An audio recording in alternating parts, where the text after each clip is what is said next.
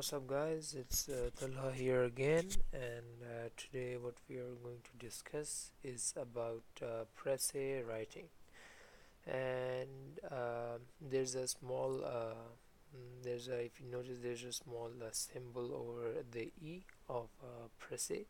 It is because Précis is a French word and it means exercise in compression. So basically what précis is to, you can take it as, you when you compress the original passage or the original writing piece or the original paragraph into your own words.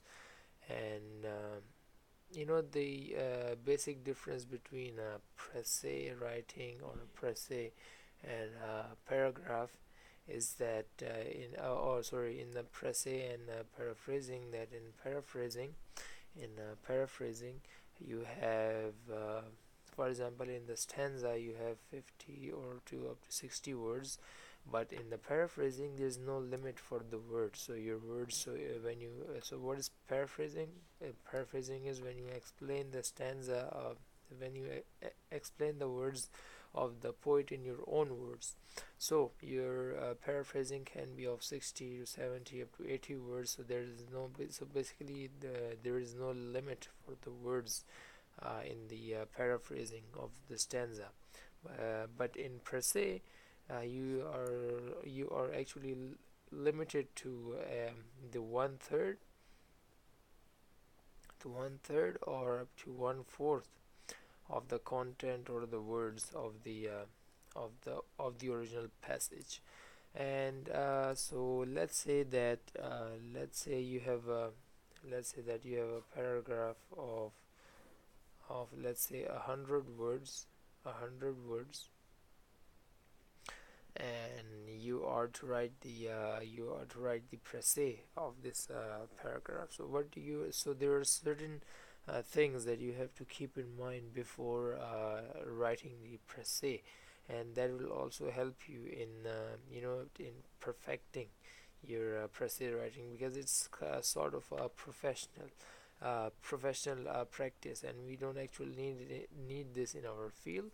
But later on in life, you never know, you might need this skill. So you should always learn new skills like this one, so it might help you in later life. So you have first thing so the first thing you have to keep in mind, or you have to take care of, is, for example, you have as I said, you have a paragraph of 100 words. So first thing you have to do is to read the paragraph. So by the reading of the paragraph, I don't mean that just read it once or twice.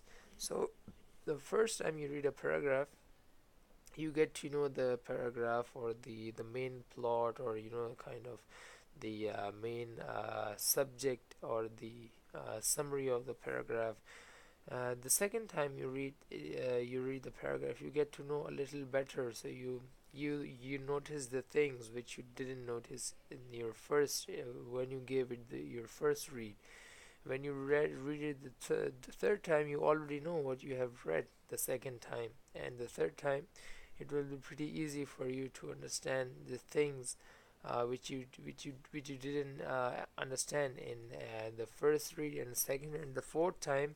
Your understanding will approach perfection. So that is what you want to do. You want to approach perfection. You cannot be perfect, but you can at least approach perfection while reading the paragraph many times. So it has kind of a limit understanding. Limit understanding approaches perfection, and you apply that to your reading, and that will give you output success. Lol. All right.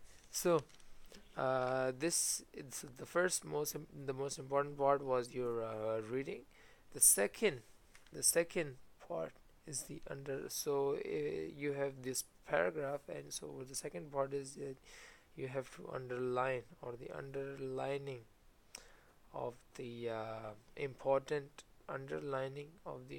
ideas of the paragraph. So when you're done with the reading part, like for example you read it 3 to 4 times, you read the paragraph 3, the original paragraph 3 to 4 times, and now what you are going to do is you're going to underline the important ideas, or you can say the ideas which you don't want to miss. The Précis writing is all about, the Précis writing is all about taking into account all the minute details you have in the original passage, and you cannot miss any important detail in your Précis.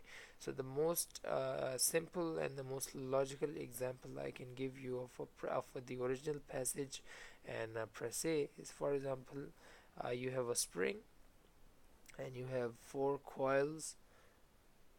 So this is the normal state of the, or you can say the equilibrium, or you can say the rest state of the spring. So in this state, so this spring consists of four coils. So this, you can take this as the original.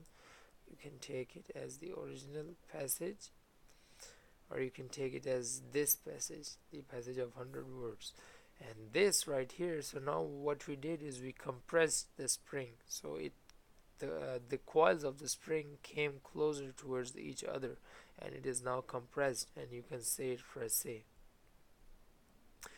Now if you have noticed that the number of coils are the same, but it is compressed, so that means we didn't omit anything or any important part, we did not omit, or we did not eradicate any important component of the spring right here. So what we just did, we just compressed it, so that means we just got rid of the unneeded stuff or unwanted stuff from the original passage, and we converted it into Précis, keeping care, or taking care of every minute detail while doing that. So this is the original passage and this is the Précis, but both are the same things. If you read the Précis and if you read the original passage, so they both should give the same idea, and the reader shouldn't notice any difference, or the reader shouldn't witness any omission of the important detail or in the that was in the original passage and not in the Précis. So in the Précis, you have to keep track, or you have taken into account every detail, every important detail inside your original paragraph. So this leads us towards our third most important point, is the omission. So you've got to omit something to shorten the original paragraph, right? So the omission part consists of so what are the things you can omit while writing the Précis?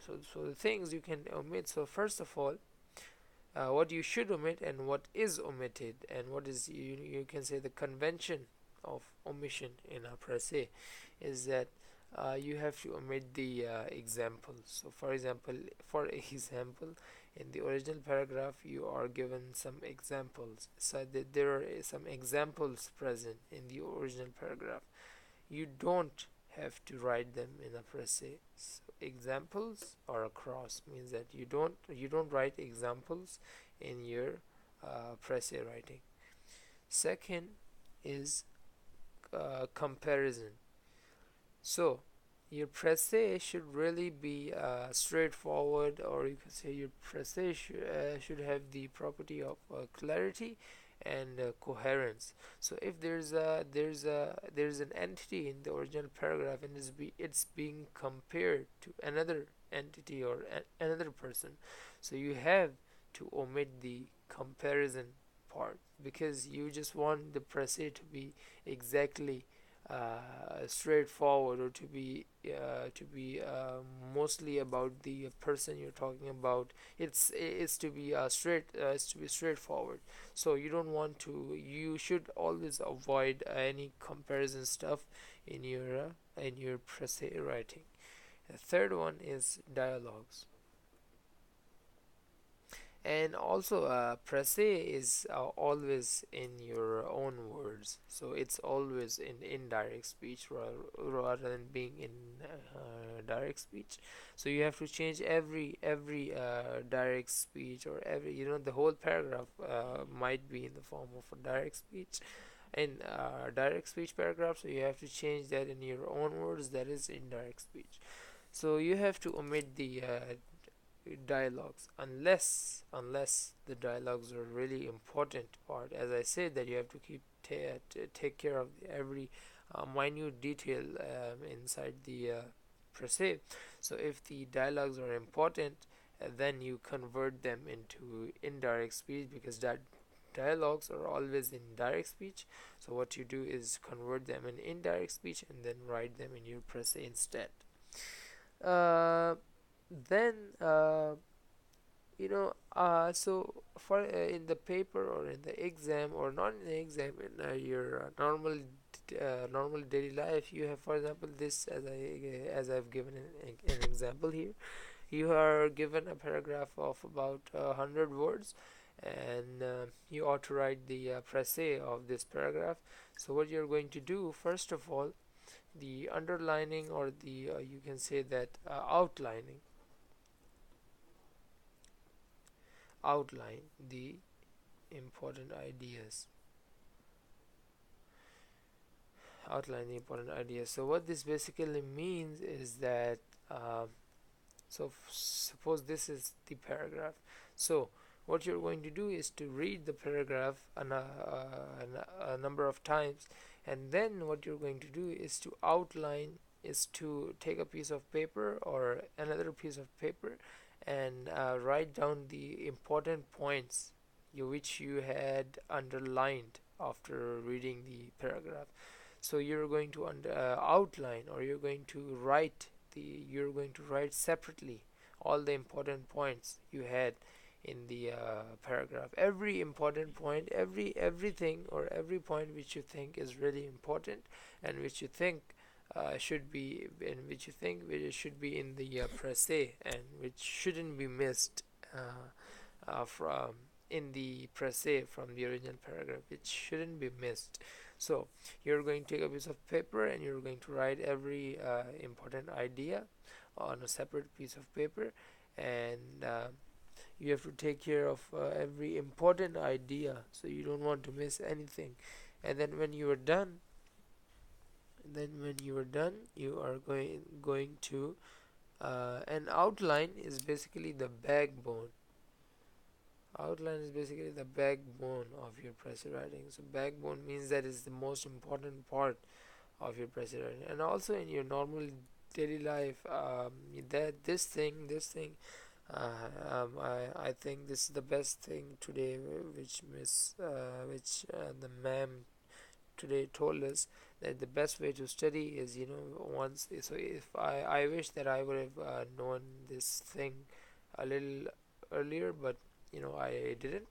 That is that, the best way to learn, or the best way to study, is when, so the first time you read something from the book or from somewhere, so what you do is you underline, or you take a piece of paper, and then you write all the important ideas, or all the important points you have in the book. So that this is basically, I'm giving you guys a practical example of Précis writing. So what you do is, while your normal study routine, so what you do is you take a piece of paper, and whatever you study from the book for the first time, you write all the important ideas on a separate piece of paper, and then when you're done, you so the second time, or when you're going to study for the exam, you won't have that much time to study everything the second time, to study every thing from the book again. So what you do, you just take a look at the outlines instead. So, and that's the best thing, because that will save you a lot of time, that will save you a lot of effort, and that's basically what you are getting now, is that what you planned for, or what you did. So that's basically a reward kind of. and that's the best way to study. I wish I would have known better. I'm going to practice it. I'm really going to practice this in my second semester, and I wish I would have known it a little sooner. But oh well, I didn't. But so outline. So once you're done with so coming back here, once you're done with the or with writing all the important details or the important ideas in a single or a double, or a compound sentence. So then when you're done, you're going to write a rough draft, and this rough draft can be, you can write it like 2 or 3 times, 2 or 3, or how many times you want. So a rough draft means that looking at the outlines, uh, you are going to write the précis of the passage. So the first time you're going to write the précis, I guarantee that that is not going to be equal to, so 1/3 of 100 is 33 to 34, and up to it can be up to 35. So the first time you're going to write the précis, I guarantee it's not going to be between anywhere near this range, because a person who has never done this before is going to have a hard time doing this. So the first time you're going to write this, you're going to commit a lot of mistakes. The second time it will be a little better, the third time better, the fourth, fifth. As I said earlier, as I said, that you have to approach perfection when you're writing, or when you're doing anything. So here, so you're going to write the rough draft until you feel like, this right here is where I should stop, and I should create my final draft. And what does final draft mean? Final draft just means that this is going to be the final um, précis, or the final writing which you will do, and which you think that this cannot be any better than this. So this is going to be your final draft, and then what you're going to do is that you're going to copy this final draft on the real sheet of paper which you're given a questions, or the passage, and you're going to write the final draft below the passage, or you can say you're going to write the précis of that passage below the passage itself, looking at the final draft uh, which you had written earlier, and after writing rough draft almost 2 to 3 times. So if you keep in mind all the details I've written here, I guarantee that you are going to write a perfect précis in no time. And in so and also you can take this précis as as summarizing the original passage. But there's a difference. As with the paraphrasing thing, the original paraphrase can be more than the original passage itself, and same is with the summary. It can be more than the original passage. But with the précis, it's kind of a limitation that you cannot exceed than the 1/3 or the 1/4 amount of the content, or the 1/4 or 1/3 amount of the words the original passage contains. And also, what we did in math today was about the integration. So integration, what we studied was the indefinite.